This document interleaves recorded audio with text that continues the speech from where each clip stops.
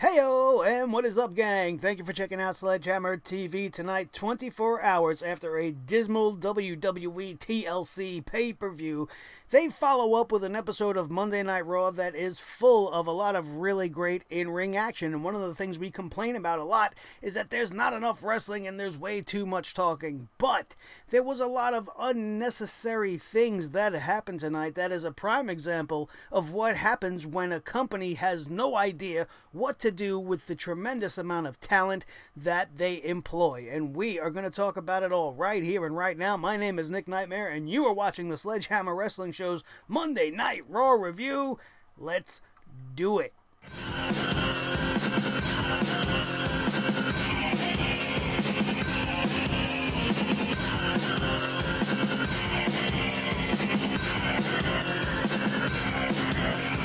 The Sledgehammer Wrestling Show.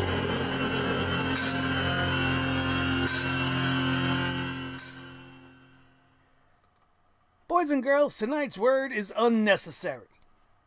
Because TLC as a pay-per-view in and of itself was unnecessary. And most of the things on this night that they did on Monday Night Raw, as far as a creative standpoint and telling stories, was completely unnecessary. I completely appreciate the tremendous amount of wrestling that they had on this show tonight. I know that they're taping 2 shows at once. I know this is the last live Monday Night Raw of the year. And I appreciate the wrestling. So we can't really complain about that. But let's take a look at some of the things that they did tonight. Mainly, what everybody's going to be buzzing about is that Gauntlet match. That Gauntlet match was unnecessary. You had 6 guys in there that you had no idea what to do with, so you said, let's just do a gauntlet match because that always goes over well. And it did go over pretty well once you got R-Truth and the, hey, look at me, I'm a clown, I don't give a shit, avocado toast gold-plated championship belt out of the way. It was a very good gauntlet match. It was 1/3 of Monday Night Raw, but then this gauntlet match had no winner. You promoted this thing as the way we are going to get the new #1 contender for the United States Championship facing Rey Mysterio. And you gave us nothing. And while I was initially going to forgive all of that nonsense because it could essentially lead to a triple threat featuring Andrade and Humberto and the champion Rey Mysterio, possibly at the Royal Rumble, which would be the right way to do it, that's not at all what's happening, as Seth Rollins, while he is much more digestible in his heel form, has been thrust into a situation that seemingly is nonsensical. This guy has, as he's like to tell us right now, he's beaten Brock Lesnar twice. He's been the Universal Champion twice. He's been a WWE Heavyweight Champion. And now he wants the United States title, and that's because Brock Lesnar don't want to come to work. They were in Minnesota last night. They were in the man's backyard. He didn't even want to come to say hello and show us, hey, look, remember this belt that I got? This gauntlet match is an example of what happens when you don't know what to do with your talent. You know what happens when you do know what to do with your talent? You end up like the New Orleans Saints. Now, I'm not a New Orleans Saints fan. And this isn't a football channel, but this is a great metaphor for what the WWE needs to do. Because you see, Drew Brees tonight on Monday Night Football, he surpassed the all-time. He is now the new all-time passing touchdown pass holder in NFL history. He went past Peyton Manning. He is now the all-time NFL passing record holder. He went 29 for 30 tonight. And this isn't just happening because Drew Brees is a badass quarterback. This is happening because the New Orleans Saints as an organization surround him with other talented individuals. The guys calling the plays and making the show, so to speak, know how to effectively use and place their talent in a way and call plays that make sense, that make everything successful. And it makes the fans cheer. And they have a good time. And they do things like have history-making moments like they had tonight. Which is why you have the New Orleans Saints at 11-3 this season. Which is why they are consistently very good. And while they may not always win the Super Bowl, they are always at the top of their division. They are always contenders. And that's because their organization takes things seriously and they do things that make sense. WWE doesn't do that. They should be like the New Orleans Saints. You got Seth Rollins as your quarterback for Monday Night Raw. He's surrounded by talent. But you want to waste everybody in a gauntlet match instead of doing something unique, something that would be more beneficial to the show, like having 2 or 3 separate singles matches that don't have to be connected.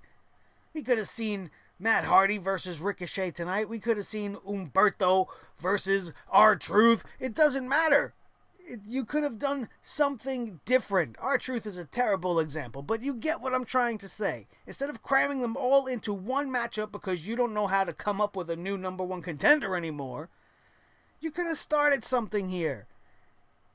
Why do we have to have a number 1 contender right now anyway? What are we building towards?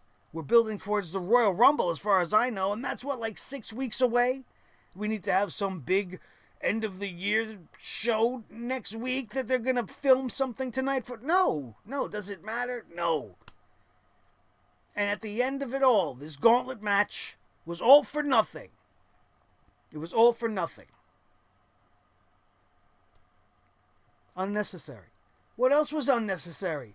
The Poop Hammer segment of the evening, which I'm so sick and tired of even giving this milk dud and his Barbie doll this Poop Hammer, but it seems like I didn't mean to go to that screen, but hey, since we're here, why don't you guys don't forget to pick up your Poop Hammer t-shirts. You don't have to always think of it as a negative thing. The Poop Hammer is awesome. It is our weapon. It is what we bash everybody in the head with, just like Lana and Rusev and Lashley, who just destroy our wrestling experience every time they come on the screen. You could own that very Poop Hammer and wear it proudly on your chest. Go to bonfire.com/store/sledgehammer-tv right now. Get your Sledgehammer TV logo t-shirt if you so desire, or be one of the proud members to sport the Poop Hammer and show the world where your loyalties lie here at Sledgehammer TV. That was just an erroneous click. It was an erroneous click. I didn't mean to go to do the ad bump, but thank you for bearing with all that. And don't forget to get your t-shirts if you're in the market for a cool shirt. There are 2 for you to show your support for the channel. You could also just leave a thumbs up. That's fine. You could leave a comment and share this video. And of course, if you're having fun so far, subscribe. And I'll ask you guys to do all those things at the end like we normally do. But we got kind of thrown off by that erroneous click. But anyway, let's get back to this erroneous click of a show, which was Monday Night Raw. What else was unnecessary? Well, we were talking about the engagement of Boring Trashley, the almighty milk dud Bobby Lashley, and Lana, the woman that just needs to leave pro wrestling. She adds nothing to the show but a reason to turn it off. I don't give a shit how hot you look. You could come out wearing absolutely nothing. You could come out with hands painted on your boobs like Sable did back in the Attitude Era. You can come out in a thong and a piece of dental floss. I don't care. I don't need to see that. By the way, I'm a married man, and I have a woman that's much hotter than Lana, in my opinion, so I don't need to see her dancing around in the ring, pretending to be in love with a man that she is not in love with, sacrificing her marriage for a dramatic storyline because wrestling's gotta be soap opera. And this is the one angle, if there was one, and I mean there's a couple of angles in pro wrestling that I absolutely just despise. But if there was one I would get rid of right now, it would definitely be this, because I would spare us from having this wedding. We are going to have a wedding, and we're not supposed to know that Rusev isn't going to bust this thing up. And this is just going to extend this thing longer and longer because it gives Vince McMahon a hard-on. This is good shit. This is such good shit. No, man. No, it is not. All it is shit, which is why it deserves the Poop Hammer every time it graces my screen. If it died tomorrow, it wouldn't be quick enough. We don't need to see this shit anymore. It is the most uninteresting, unappealing thing they got going, yet it's their favorite thing to do, and they always want to give it so much time. For Lana to say the same lines 6 and 7 and 8 times over. That's a hard pass for me. Unnecessary. What else is unnecessary? Eric Rowan and his stupid little box. Unnecessary. To have him come out and beat some guy who's 1/3 his size. He looked like he was wrestling his leg with a mop on top of it. This was retarded. This is Eric Rowan, and not that name's supposed to really strike fear into your heart, but when you think about Eric Rowan, what do you think about? You think about the Wyatt family. You think about how they dominated when they came up. All of the people he's already been in the ring with. He's wrestled the likes of The Shield constantly. He's wrestled Braun Strowman. He's wrestled some of the biggest and baddest of the bad. And I'm supposed to be impressed because he's walking around with a box with a towel on it. And he's beating up this little guy half his size. That's supposed to get me back interested in him and his bald head and his stupid beard. There's nothing interesting about this. And by the time they reveal whatever the fuck is inside that box, it's not going to go over. And I'm not going to care. What's going to be in there? A weasel? What's it going to have? A little pet duck? It's going to be a little bunny in there? What's it going to be? Luke Harper's old outfit? Maybe he shaved his beard before he left. It's going to be a little Luke Harper hairball? Whatever it is, it's not going to pop with the crowd. It's not going to be worth the payoff.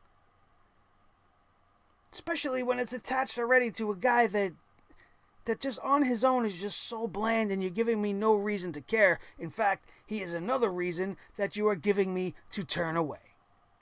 Until you start putting him in there with decent competition, and still you start developing real storylines or something to grab onto, make him do something. Talking is not his thing. Do something. Beat people up in the back. Show him torturing somebody with the cloak open on the box. I don't know. Be creative. That's why you're supposed to be a creative team. But you're lazy. And you're uninspired. And I don't know how to fix it. And it's because of those things that we have another unnecessary moment on the night. The debut of a little-known talent from NXT, Deonna Purrazzo, who, if you watch the Mae Young Classic, you are familiar with that name. But otherwise, I'm not even sure if she's shown up on NXT TV just yet. But for what reason does the crowd have to want to be invested in Deonna Purrazzo? She wasn't making her Raw debut if you were listening to the announce team. If you were listening to the announce team, she was clearly somebody from NXT. So now that Survivor Series is over, what the hell is NXT even doing on this shit show Monday Night Raw? And while, again, I appreciate the matchup she had, it was a decent match with Asuka. The crowd didn't give two shits because you just put them into a stupor with an hour-long gauntlet match that went nowhere and did nothing by the time it was said and done, that they didn't have anything left to give a shit about. But what did you give them to care about? Seeing Asuka just wrestle? You might as well have just put her in there with a jobber from nowhere. The crowd would have gave just as much of a shit. Because they really didn't care too much. And whose fault is that? Have we seen a hype package for Deonna Purrazzo? Have we even heard that name in NXT recently? If you're watching both shows, has she been on NXT on USA? Not to my knowledge, not that I can remember, but here she is. Fighting Asuka, one half of the Women's Tag Team Champions, because they had this match last night that nearly killed Kairi Sane. So now she's a non-entity. And you gotta believe that this is not whatever it is they had planned, but if this was your backup plan, oh, let's just call up someone from NXT and squash them. Oh, Vince, I don't want that to happen to one of my girls. Triple H, don't worry. We're gonna give the win to Asuka. Okay, Dad. I imagine the conversation went something like that.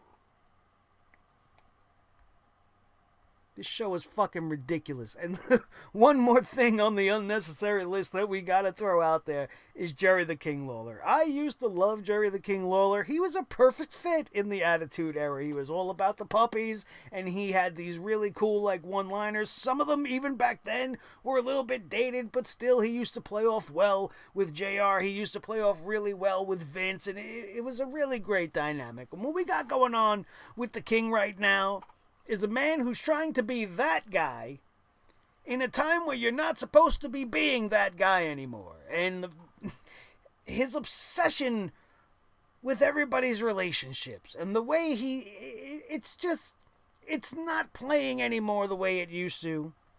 The guy's all over the place for the most part.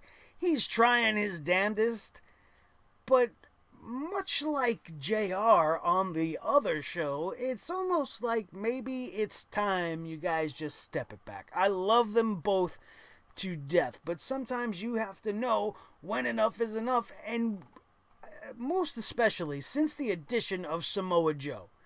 Once Samoa Joe came around, I think he and Vic Joseph have a great chemistry and a great flow between them, and their voices are so opposite that it just kind of works. It's almost like musical in a way, because you got Vic Joseph with the high-pitched, straight man, and then you got Samoa Joe with that deep baritone voice who's kind of heel but still gives you some really good analysis, and it was a great pairing. And then you got the King just popping in there, just throwing things off, feeling out of place.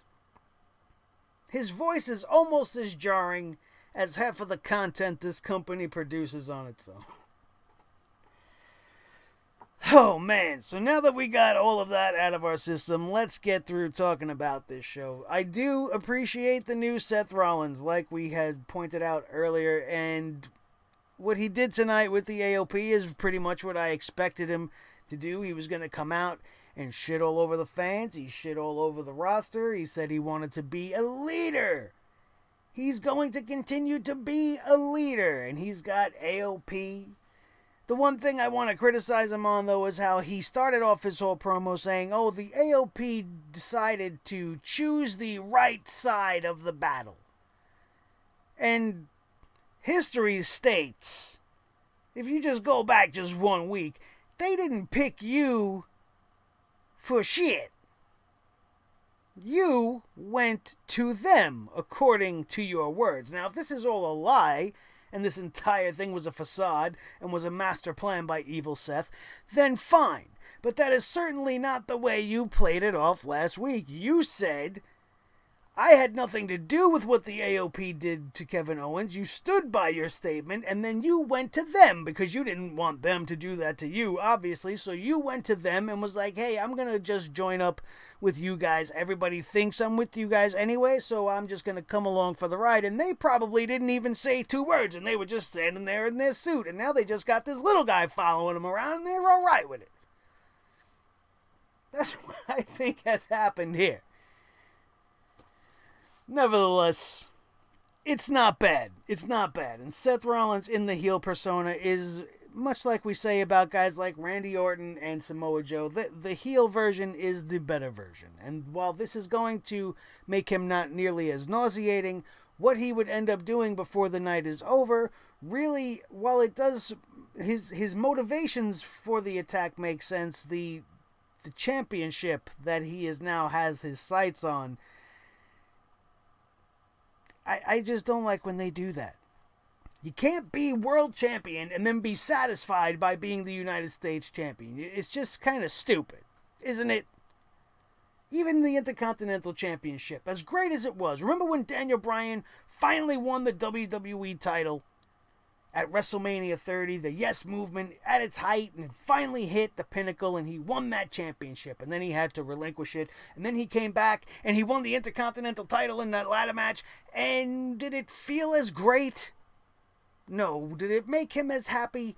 No. So, like, why would they do these things? When you're a main eventer and you challenge for world titles, that should be where you're at. You should be calling out Brock Lesnar right now. Brock Lesnar can come back and he'll end up being the babyface. People will cheer him just because he's against you. Brock Lesnar will have to go through the AOP. They can do so much interesting stuff here, but instead they are setting Seth Rollins' sights on the United States Championship and Rey Mysterio. Unnecessary and wrong.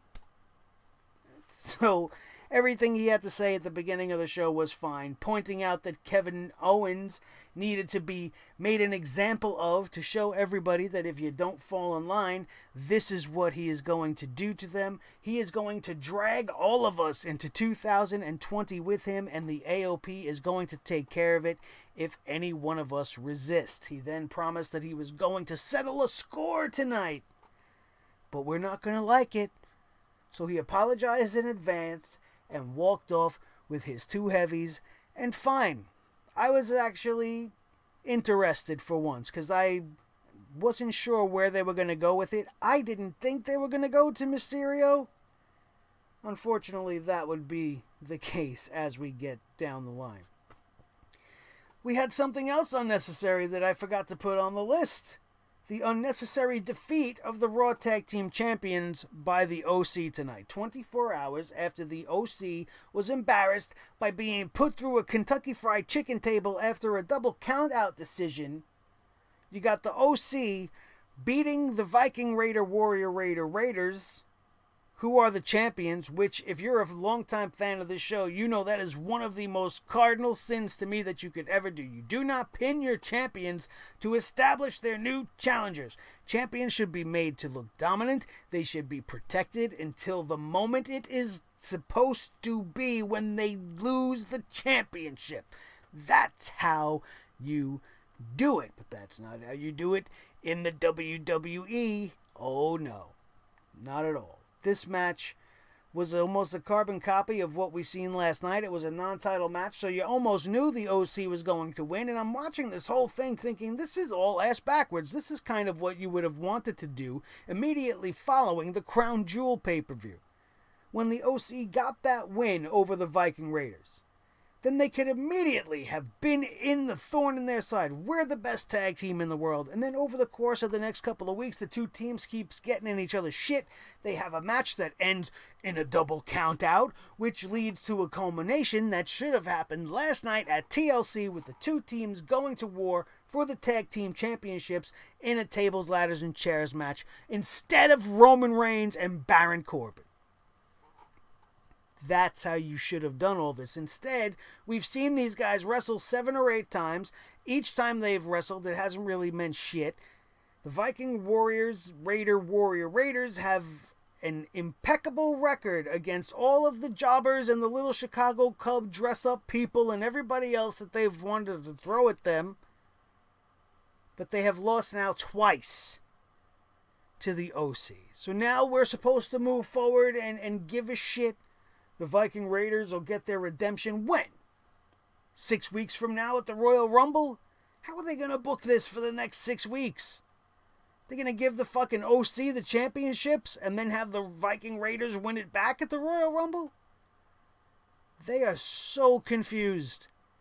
They are just confused as I am as to why I even still watch this crap. I swear to God, if I didn't have this show and I didn't have so much fun talking about this shit with you guys, I wouldn't watch this shit either. So I don't blame any of you guys that come to me and tell me, oh, we don't watch anymore. We just come to watch and see what you have to say. And I think I do a pretty good job of keeping you guys a hell of a lot more entertained than Monday Night Raw does. And if you agree with that statement, you can hit that thumbs up right now. So this match was retarded. It was unnecessary. The OC defeated the Raw Tag Team Champions. And on we went. Let's see. After this, we came back from the break. And we seen AJ Styles and the OC celebrating in the back like a bunch of kids. AJ promised he was going to defeat Randy Orton later tonight. He told them he wanted them to stay in the back because he's going to defeat Randy Orton all on his own. And I was like, fine, good, great, I appreciate that. Randy Orton versus AJ Styles one-on-one. That doesn't, just because he said that doesn't mean they're not going to come out. You know that. You all knew that. But still, we could see how long it was going to go before all of that shit would end up happening. Eric Rowan defeated Dante Leone. At least this week, this guy had a freaking name. I don't know if they even said it because I stopped watching. It was so unimportant and so unnecessary. I just waited to hear the bell ring so I could look up and see if he was going to reveal what's in the box. But he didn't. So nobody cares. Charlie Caruso once again is interviewing Andrade in the back, and Andrade wants to answer in complete and total Spanish. So I have no idea what he said. I still have no idea why he's so angry with Humberto Carrillo, other than the fact that he's beaten his ass the last 2 times they fought each other. I don't know where the future is going with the Zelina Vega thing, and I don't really want them to break up. We talked about what I would do on last night's TLC review, what we would do if they were going to break up Zelina Vega, the only thing I would do. But other than that, seems like Zelina Vega and Andrade might be back on track, and maybe all of this was mind games to try to get into the head of Humberto before the night was through. We seen a Liv Morgan vignette, which the jury's still out on, because I need to see what the transformation is. She says she has to destroy herself to free herself. And now she's going to be the real Liv Morgan and let the real Liv Morgan out. Great. I'll let you know what I think about all this when you show me. The Bobby Lashley-Lana celebration. Here's all you need to know. Lana asked Bobby Lashley to ask her to marry him. And now I'm sitting here thinking that whoever writes this shit in the WWE really don't know how to write. Last week we had the Kabuki Warriors challenging Charlotte and Becky to challenge them for their titles. We challenge you to challenge us for our championships, which is not how it works. All they had to say is we're challenging you to face us for our titles, and whether or not that was a slip of the tongue by Asuka or it was the way it was written, either way it came off incorrectly. And now this, I don't know if this is just some feminist bullshit agenda that they want to make her look powerful by having her be the one to want to ask him to ask her, or if it's just really bad writing. Because who does that? I want you to ask me to marry you. What? And first of all, every girl in a relationship probably wants that. Everybody wants to be married, so everybody wants their other to ask them to marry them.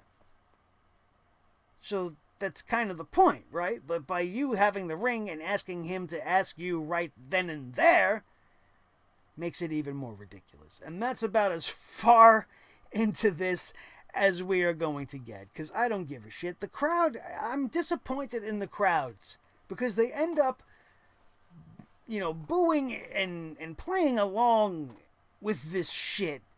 And we start getting Bobby sucks chants, and all you should be chanting is this is awful, or this is stupid, or we want refunds, next match please, skip this segment. That would be a great chant. Skip this segment. Come on, man. Protest. Don't just sit there and chant CM Punk when you're mad. Tell them how you feel. This is the opportune time to do such. But instead they want to play along.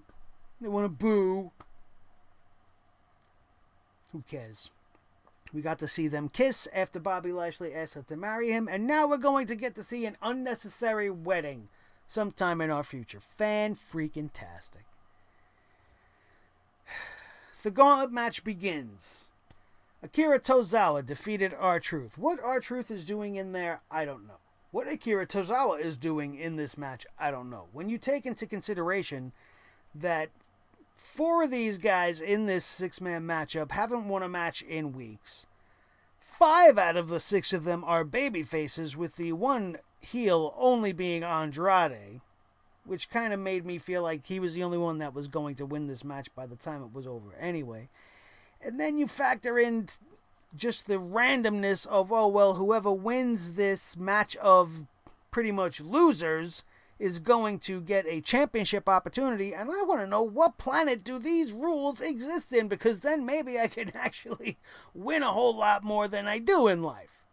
Find me that drink that they're drinking, or whatever it is that makes losing be the thing that propels your success, without you having to try to overcome being a loser, without trying to prove that you're not a loser.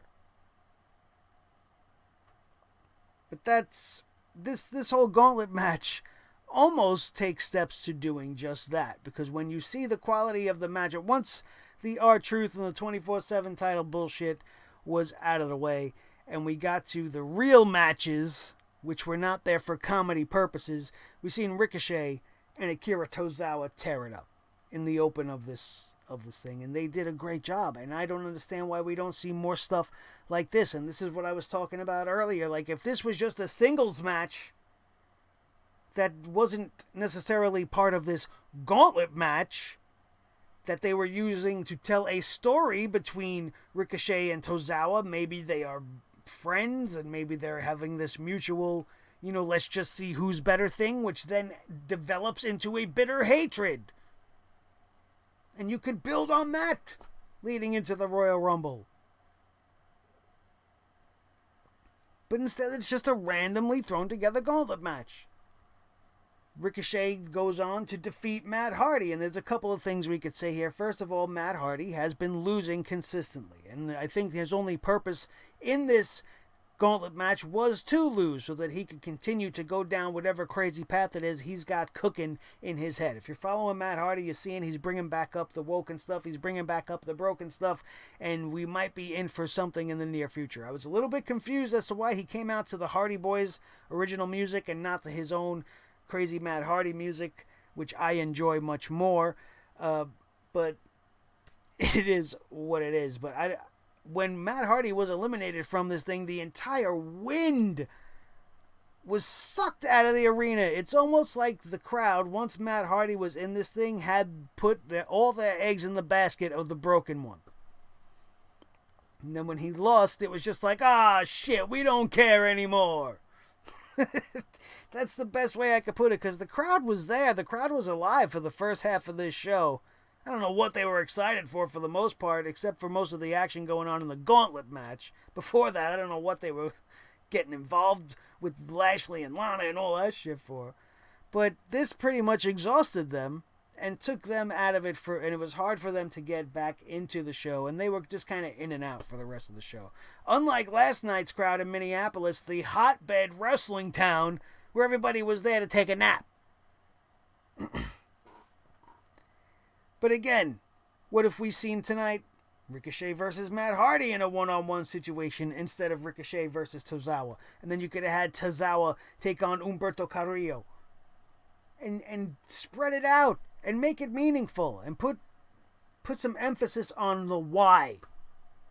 Because if we don't know why they're fighting, then it doesn't matter.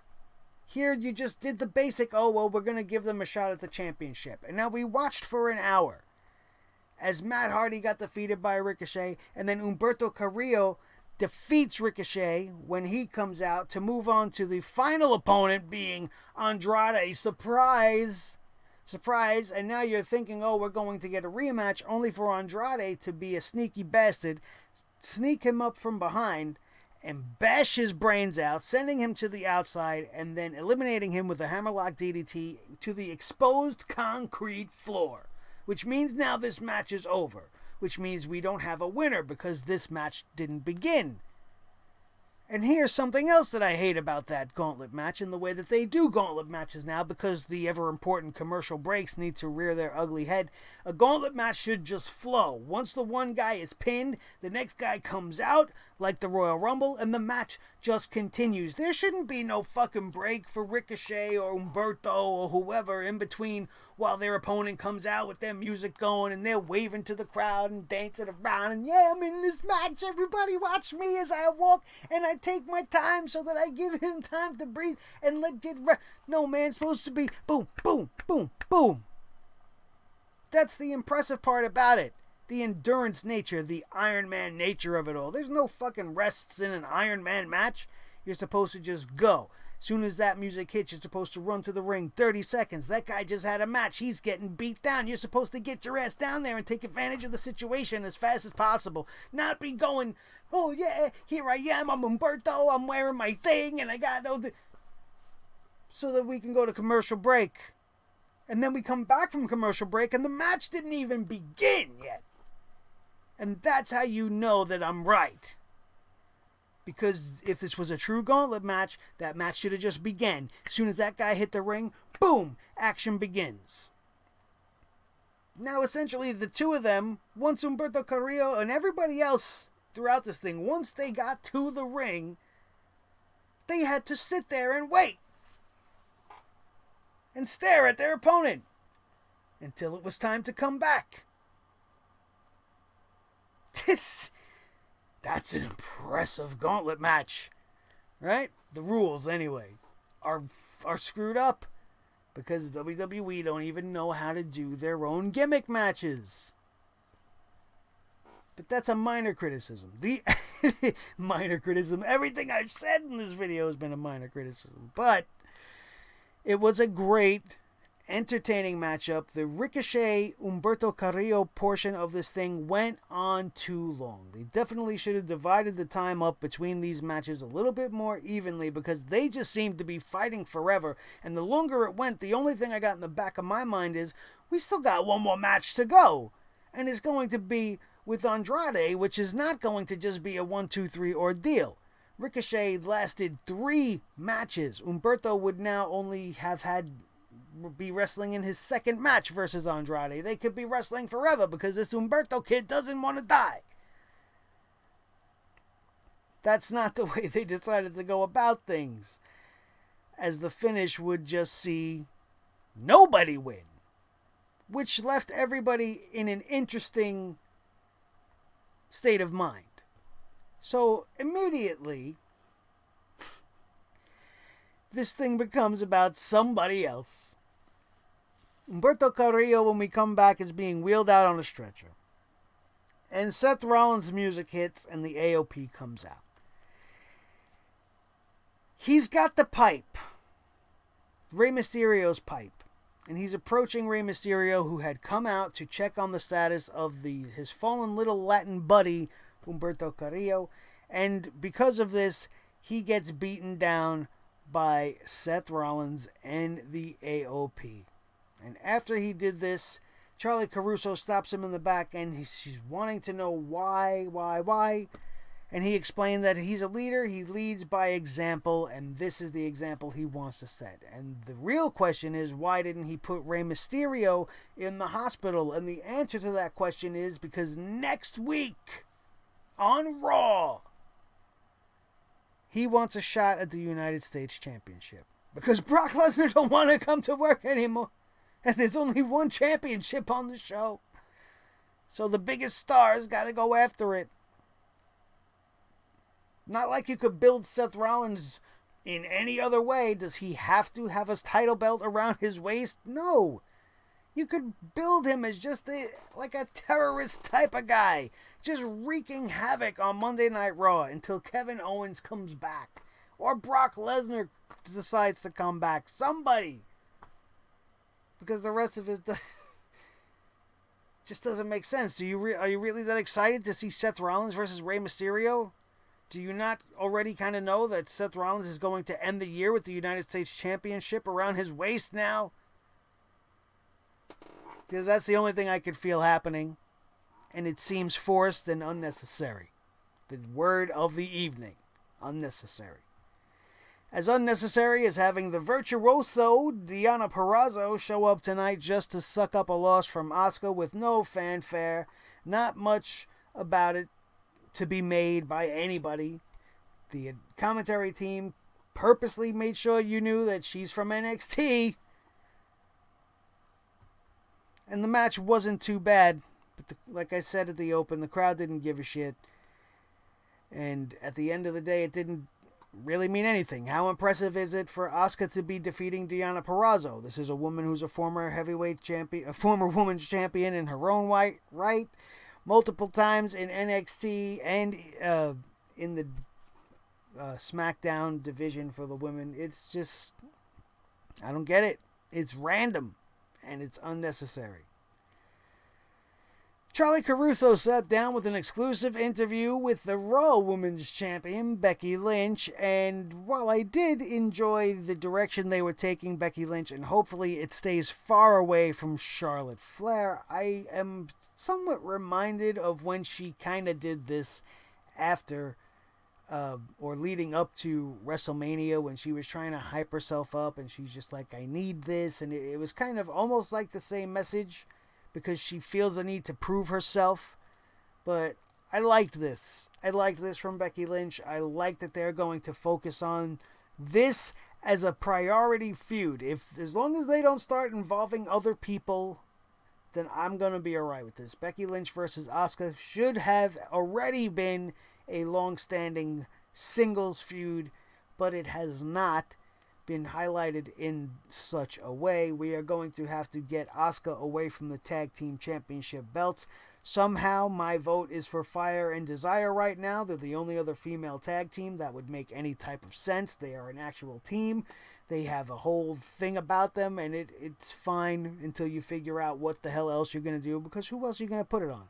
Sasha and Bayley? You don't want to stifle them with these women's tag team championships again, so just let it be and let it branch off and let Asuka go her own way. Maybe you send Kyrie back down to NXT and just leave everything as it is. Once you do that, it should be fine then. But this was okay. This was a decent promo for her. She says she's doing this for herself. She's not doing this for the company. She's not doing this for Asuka, and she's determined to prove that she still is the man. We then go to the back and we see Rey Mysterio, who talked about Andrade's actions when he attacked the rising Latino star, Humberto Carrillo. And then he immediately started talking about Seth Rollins and says he accepts his challenge for next week, which means next week on Monday Night Raw we will have a new United States champion. Unless the giant baby man Dominic jumps out of the crowd and maybe helps his dad, but I think the AOP will be there to stop him. So maybe it'll be better if you stay out of Tiny Dad's business this time, giant baby son. The main event of this evening featured Randy Orton versus AJ Styles. Randy Orton defeated AJ Styles, and my biggest problem with this matchup is the finish. It made AJ Styles look like a fucking idiot. AJ Styles went to go for the phenomenal forearm at the finish of this matchup, and he seen Randy Orton was about to see it coming, and he telegraphed an RKO from out of nowhere. So if you're about to do that move and you know that he's aware enough to reverse it the first time, why would you follow it up with the same move again, only to be hit with an RKO like an idiot anyway, and then end up having your shoulders pinned to the mat? What has the OC done for AJ Styles? When AJ Styles was on SmackDown, he was the heavyweight champion of the world. He was putting on high-quality matchups. He was building the house that AJ Styles built, and it might have been cringy at times, but at least the guy was winning, for the most part. They put him back with his running buddies Gallows and Anderson. They gave him a fancy little nickname. It's a stupid one. It's way too long. The original, the orange, the Oklahoman, the Octopusum, the only club that matters. It's a stupid fucking name, the OC, which is another stupid name, which reminds me of a really bad TV show from the early 2000s. And all they've done is lose. And now look at Gallows and Anderson getting world championship opportunities, being called the best tag team in the world. The only thing they're the best at is looking up at the lights and shining bald heads and making jokes about AJ Styles' hair and saying the word mother lover. That's what they're the best at. So other than that, we can also say I don't understand why they would give Randy Orton the win here regardless. It doesn't matter to any of us because at the end of the day, this match was only booked so that they could book a follow-up match being everybody's favorite thing, the one thing we actually didn't see tonight on the show, which was fantastic, but a 6-man tag is coming our way because the OC, of course, had to come out and help out AJ Styles, which prompted the Viking Raider, Warrior Raider Raiders to come out and want to help Randy Orton, and now we have the Viper Randy Orton, the villainous Viper Randy Orton, who is going to be going, I guess, side by side with the babyface Viking Raider, Warrior Raider Raiders, going up against the evil heel faction of the OC. 6-man tag next week. Mark my words. You can know that you heard it here first. And that's pretty much all you need to know about tonight's episode of Monday Night Raw. After the match, Carl Anderson and Luke Gallows jumped Randy Orton. The Viking Warrior Raider Raiders ran out for the save. The OC overpowered them and beat down the babyfaces, giving the heels the advantage as Raw went off the air. For a brief second, Monday Night Raw cut off because for the first time since they went to that 11 o'clock strict time limit, Monday Night Raw went over on the live broadcast and ended at almost 11:05. I don't know why that happened. I don't know if that was a technical thing, if that's something they are going to bring back to try to, get more shit in our eyeballs. But we don't need any more of their shit in our eyeballs. Monday Night Raw, for the most part, if you take the logic into account, you take the creativity into account, and you take the in-ring action, which was pretty solid, and put it to the side, was just another big old poop hammer, especially since it is the home of Lashley and Lana, and Eric Rowan, and Jerry Lawler, and things like this ridiculous Gauntlet match. It's like they don't know what to do, so hey, let's pull out the Gauntlet match. It worked for Seth. So stupid. Thank you guys so much for enduring another Monday Night Raw review with me. Hopefully those sons of bitches at the WWE do not take this video down. There is nothing within the last 46 minutes that we have done that is owned by them. All right, there is no WWE content other than us talking about their garbage content on this screen. This layout was made by me. It is a cheap, man-made ripoff of a WWE-inspired background. This logo is not the just generic WWE Raw logo. It is altered and manipulated by me to be different, so you don't own that 100% either. And I even had to hide poor Blue. Poor Blue, he's sad, man. Look, he's sad. He's off to the side. He's afraid to show his championship belt because it's got the big logo. And now it's kind of stupid that I did that because I got the little logo right here.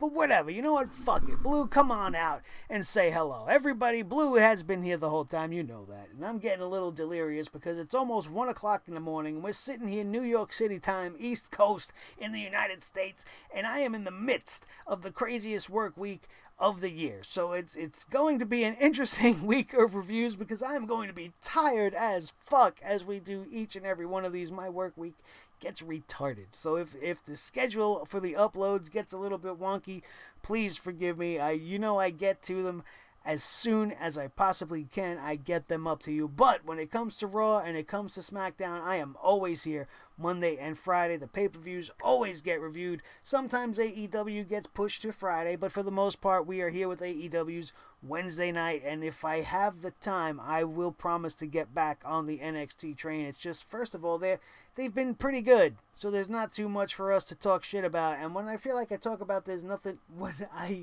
feel like there's nothing bad to talk about, I feel like this show is not as good. But we will start to maybe get on that. I'm working on something a little special for you guys. I'm going to do some real hard work on it this week because I do have a little bit of free time, and I'm going to try to get that out to you guys. And hopefully you enjoy it. It's not going to be one of these long, whole me talking for 45 minutes about a show or thing, but it's going to be pretty special, and we're going to talk about some cool stuff, and I hope to see you guys here for that. A way for you to not miss it is to make sure you are subscribed. So if you enjoyed today's show and you had a fun time and you agreed with anything I had to say, or I made you laugh, or I made you cry, or I made you think about something you didn't think about before, all you need to do is hit that subscribe button, hit that notification bell, and then bash that thumbs up and let me know you had a good time here today. Share this video with each and every one of your wrestling buddies all over the wrestling world, especially if maybe they thought Monday Night Raw tonight was a little bit too good and they're sitting there in their high horse going, oh, did you see how great Monday Night Raw was? You'd be like, oh yeah? Here's a poop hammer for you.